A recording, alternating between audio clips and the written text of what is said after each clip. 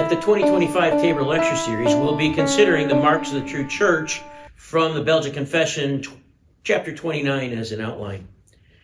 When we look at those three marks, we'll be considering them in 6 lectures.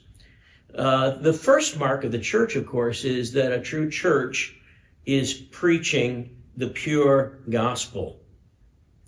As I stand here at the pulpit of my own congregation, I affirm the absolute, essential, central nature of preaching to the life of the Church of Jesus Christ.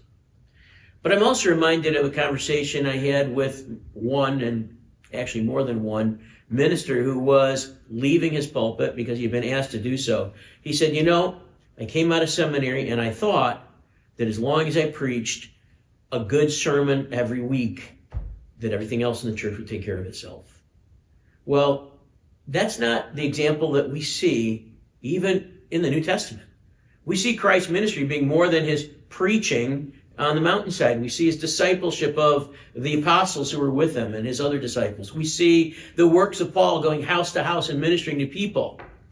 And what takes place when we go there, if we don't fall into the trap of forgetting the importance of that ministry, but when we go, do we have confidence in the Word of God, the way we do in the pulpit, to do one-on-one ministry with people in church? Whether that's over a meal, visiting in their home, counseling people in need, God's Word is sufficient to minister to the needs of his people. And that's what we want to consider in this third part of the lecture series this year at the Tabor Lecture Series 2025 on the marks of the true church. For more information, you can visit wrs.edu.